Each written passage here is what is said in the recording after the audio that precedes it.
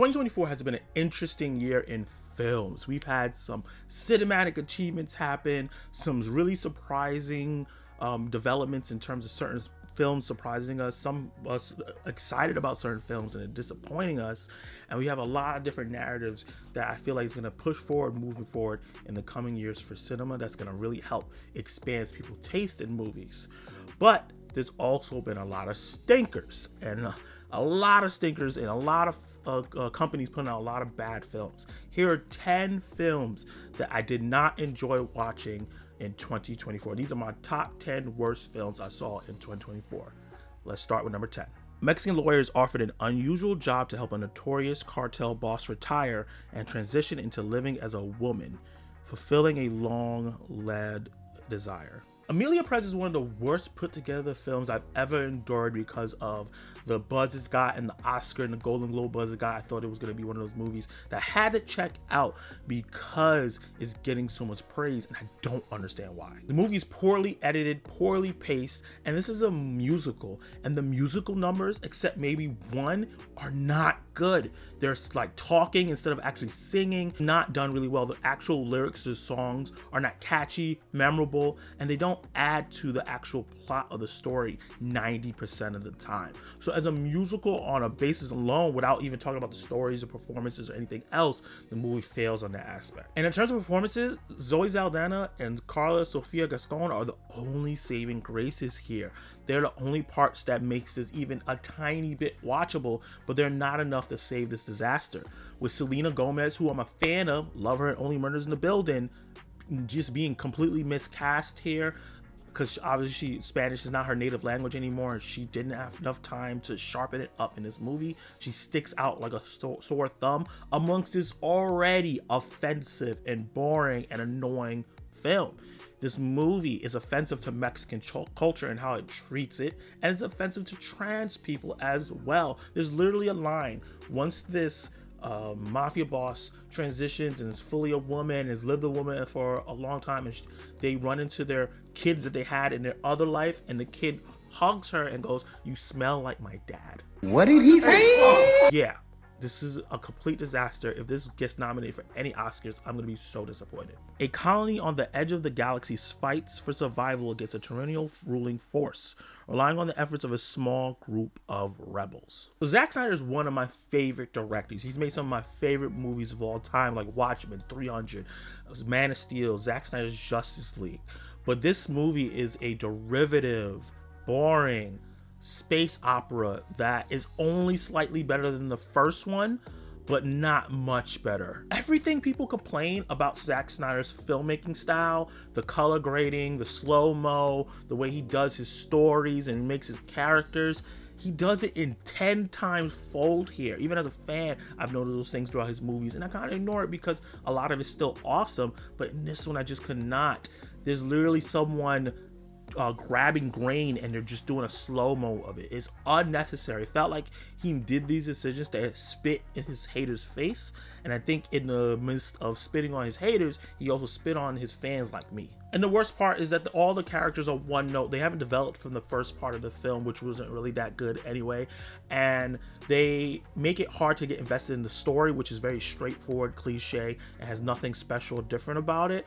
And then the action is well choreographed, and it's probably the best part of the film when it happens, but you don't care. You don't care about the story, you don't care about the characters, you're not invested in anything that's going on, so it's just people fighting and you're not caring about who lives or dies. So it just was a rough watch to sit through. There were parts of this film I had to rewind because I just got up and started doing things in my house, and it didn't even make me want to go check out the extended editions or hopefully a part 3 which was supposed to come out. I'm not checking any more of the Rebel Moon series. I hope Zack Snyder moves on to a new franchise and get a better writer. Stop it. Get some help. Returning to our home planet Pandora, an infamous bounty hunter forms an unexpected alliance with a ragtag team of misfits. Together they battle alien monsters and dangerous bandits to uncover one of Pandora's most explosive secrets. Borderlands is a cash grab through and through. It's banking on the rise of video game movies and television shows starting to get some notoriety and making a lot of moolah. Right now, in terms of video game adaptations, we're in the phase of like the first Blade, X-Men 1, Spider-Man, where they're starting to just get taken seriously, but not super seriously yet. We haven't reached the Dark Knight era where you get a video game movie that's a Best Picture nominee. And this film is the Green Lantern of it all. And just like Green Lantern, is this movie overhated? Probably. But does it deserve some of the hate it gets? Absolutely. As someone that's a fan of the video game itself, played the first 2 games, played part of the third game and some of the Tales of Borderlands, this movie strips all the charm and fun and doesn't use the important characters from the video game. It just seemed like they just saw pieces of it, cliff notes of what the game was about, and made this movie and used the names and hired actors who are really good, but not in their right place. The only person that persevered throughout this was Jack Black as Claptrap. He was like the slight saving grace. For me, I thought Claptrap was funny. He's annoying in the game. He was annoying here, so that was perfect. But everybody else was miscast, wasn't putting their full effort, and it just was really just boring at certain points. I didn't hate it as much as most people think is the worst movie of the year. I've seen worse, obviously, as you can see my placement, but it also is just an embarrassment to the franchise. It's definitely a no for me, dog. The voice is just not there. Soulmates Eric Draven and Shelby Wester are brutally murdered when the demons of her dark past catch up with them. Given the chance to save his true love by sacrificing himself, Draven returns to seek bloody revenge against the killers, traversing the worlds of the living and the dead to put wrong things right. The action in this film is really, really good. That's the only compliment I can give this trash-ass movie. From the look of the characters and the way they're dressed and the way the makeup is set up, where it's just really hot topic, cheap, not really well put together, doesn't feel like it's even in that realm. Like these people feel like they're cosplaying emo lifestyle, to the set design used, to the tedious and very derivative, drab story.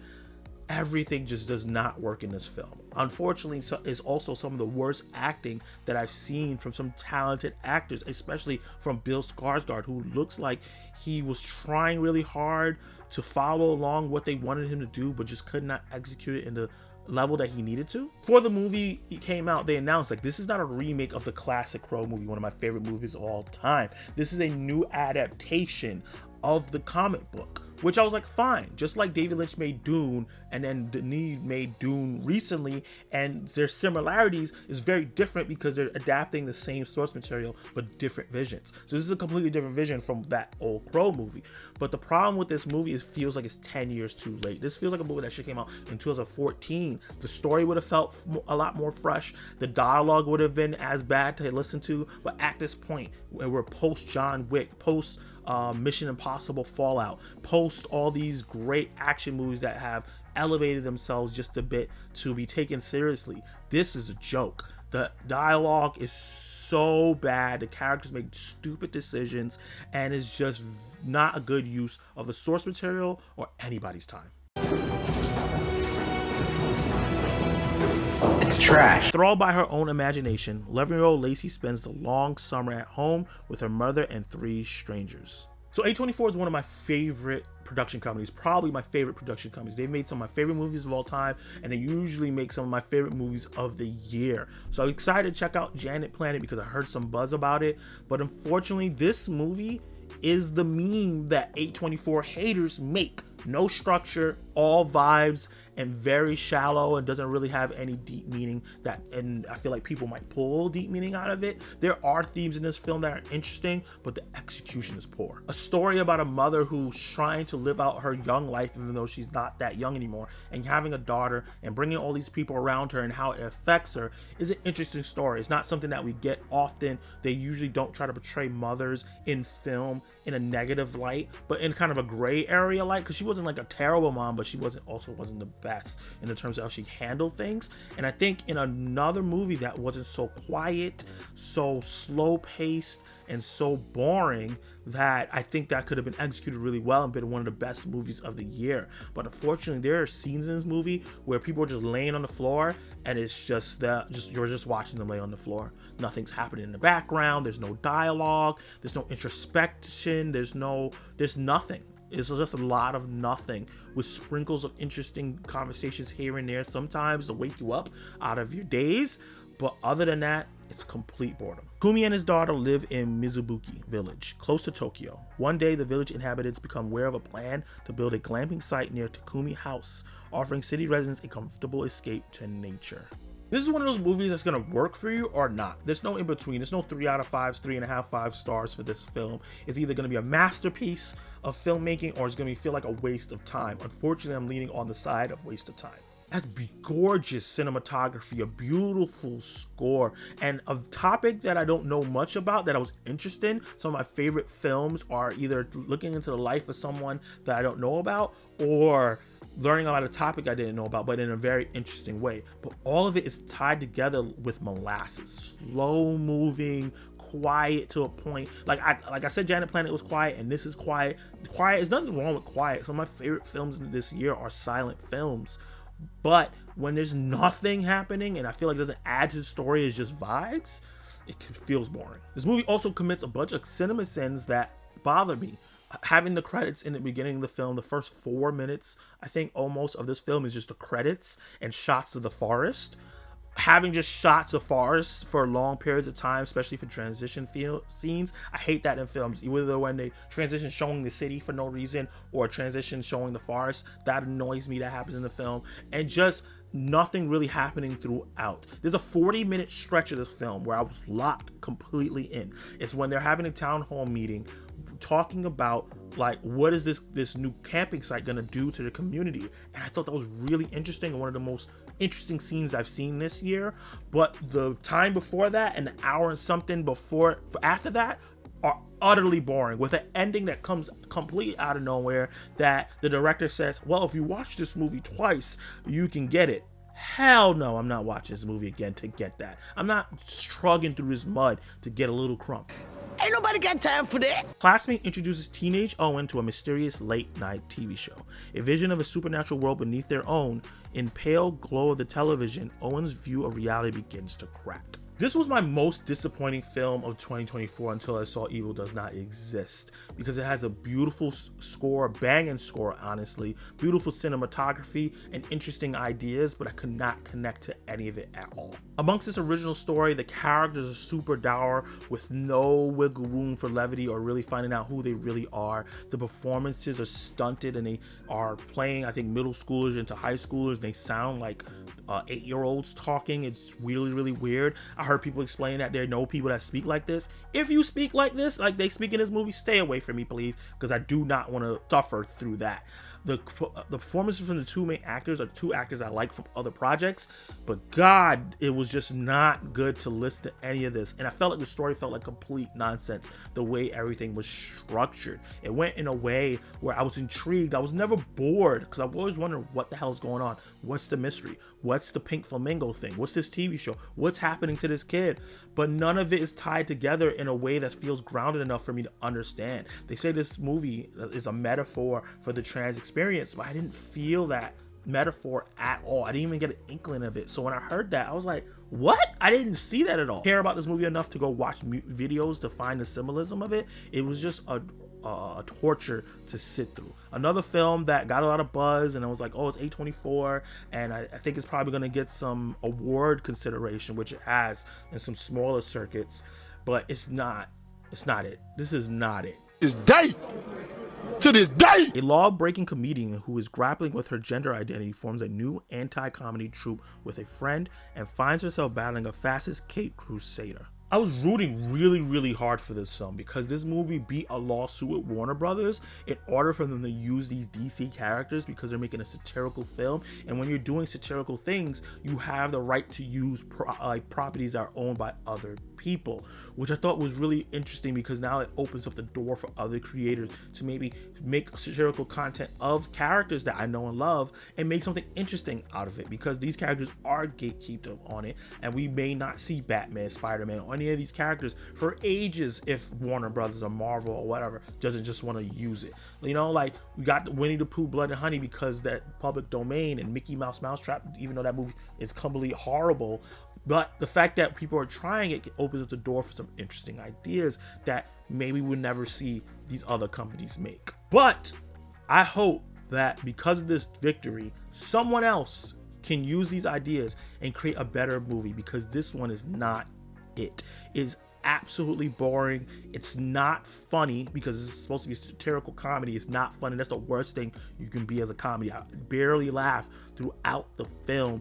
The acting is below average and it's super low budget, which is not usually a problem, but they use these weird like Adobe Pro transitions and graphics, and instead of it enhancing the film, it's very, very distracting. And this movie, which ended up being way longer than it needed to be, ended up being very disappointing, leading to a climax that didn't really hit hard, kind of felt flat, and it didn't justify its use of these wonderful DC characters.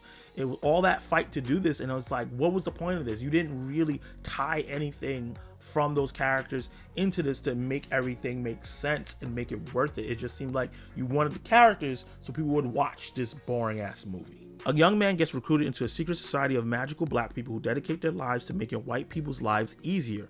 Although initially enamored with his new powers, he begins to question the value of using supernatural means to do the very thing he feels obligated to do his whole life. Damn, Justice Smith, 2 spots on this list, and this is even worse than I saw TV Glow. At least that movie had good intentions. This movie was a disaster. This movie could have been a film that was like a Harry Potter for black people and have a satirical look at the way we deal with life, while also white folks get to laugh at some of the stereotypes that they push off in media. But all it does is just become an offensive mess. All that stuff that you hear about in the description of the film, yeah, it's there, but honestly, this is just a love triangle rom-com where the black guy who just got inducted into his magical black group risks all the black magic for a white girl to fight another white man for the white girl. It was just so derivative and so offensive in terms of the things that they talk about, like really just black people making white people happy to keep them safe.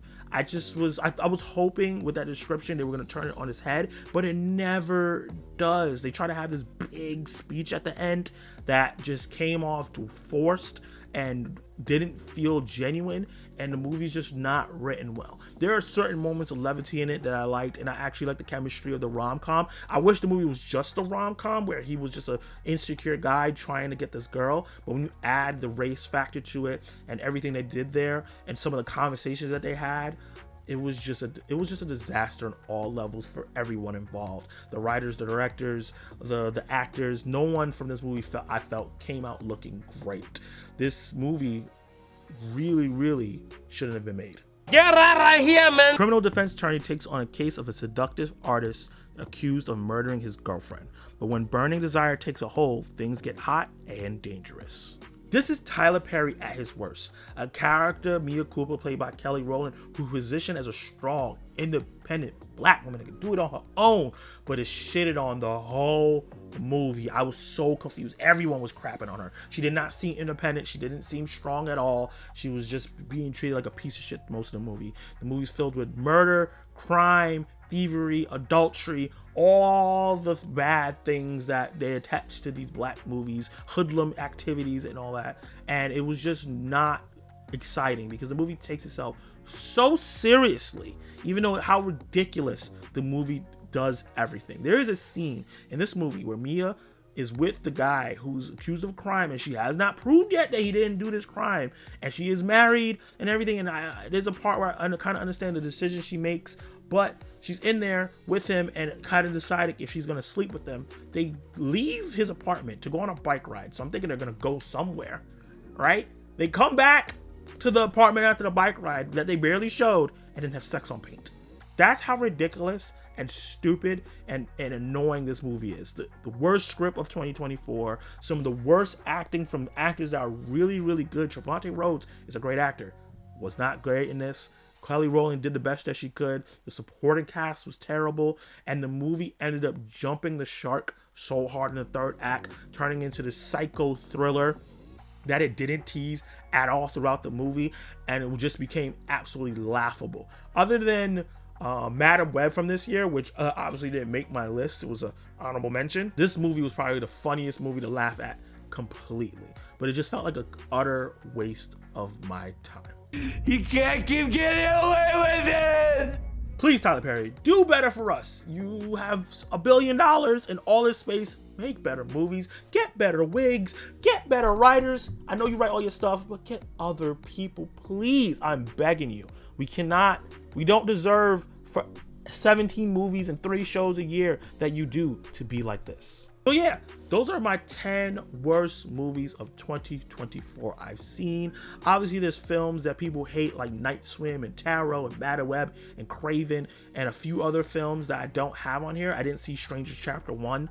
And I'm trying to think of another movie. I didn't think Joker Folie à Deux was that bad. So these are films that are a little higher on my list of all the other 152 movies I saw. But these are the 10 movies that bothered me the most. Drop down your comments down below and let me know what you think about my list, your opinions on these films, and then drop your own personal list as well. I want to see what you guys think about your 10 worst movies of the year. And be on the lookout for my 10 most underrated movies of the year. That's going to be coming out soon. And then obviously I'm going to be having my 10 best movies of 2024 as well. And then on, I believe, January 11th, I'm doing it, or January 18th, I'm going to be doing the Zack Attack Awards live, where I'm going to be doing my own version of Oscars, where I now have nominees and things like that, which will be coming on my community tab. So be on the lookout for that. And we're going to be doing it live. We're going to have special guests. It's going to be real fun. So thank you for watching. Like, subscribe, hit the notification bell. You can be notified of all my other content. And you can watch more of my content right now.